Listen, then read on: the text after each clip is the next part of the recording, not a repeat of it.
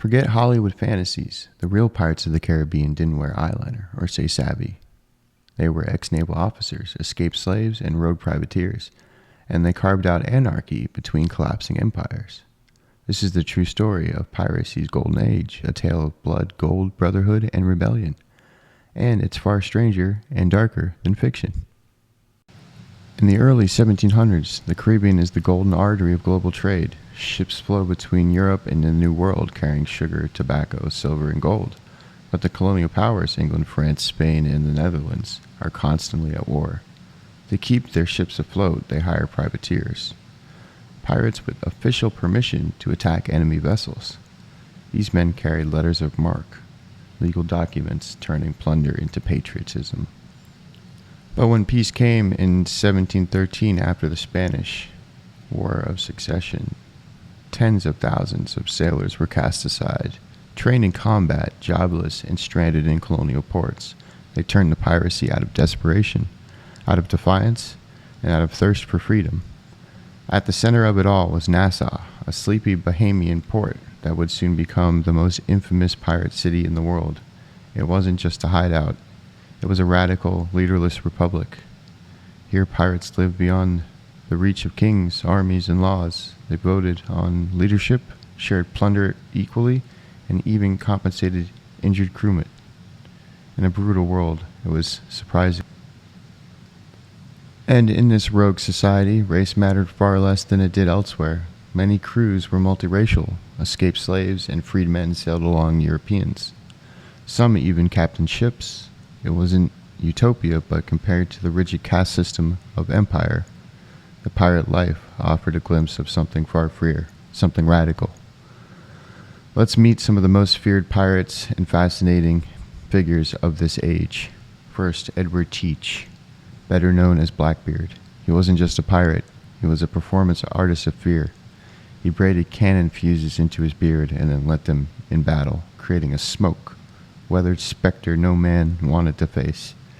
His ship, the Queen Anne's Revenge, was a floating fortress, and at the time he controlled entire ports through intimidation alone.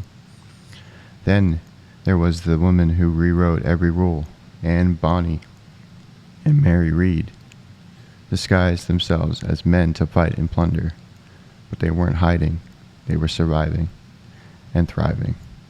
And the lover of Calico Jack Rackham fought with a ferocity that terrified even hundreds of sailors. Many who once served in the British military disguised as a man brought battlefield skill to the pirate code.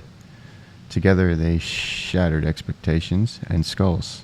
And finally, Charles Vane, ruthless, violent, unpredictable. He rejected royal pardons, ignored orders, and lived by his own rules. Even when captured, he mocked the very notion of empire.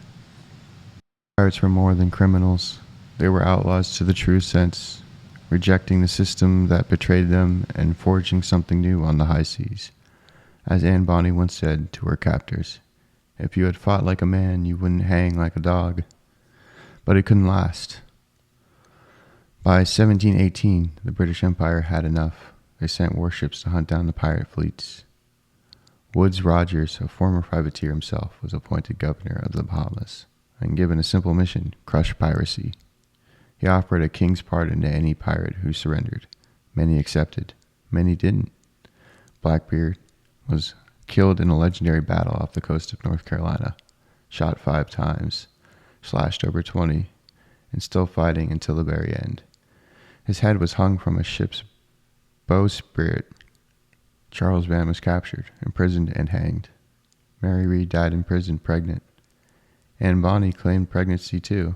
She disappeared from the record soon after. Some say she escaped. Others say she lived a quiet life under a new name. By the 1730s, the golden age of piracy was over. The seas were safer and far less free. But the legend never died. Today, pirates live on in pop culture, in books, movies, and Hollywood costumes. But beneath the rum-soaked myths is a rebellion of truth.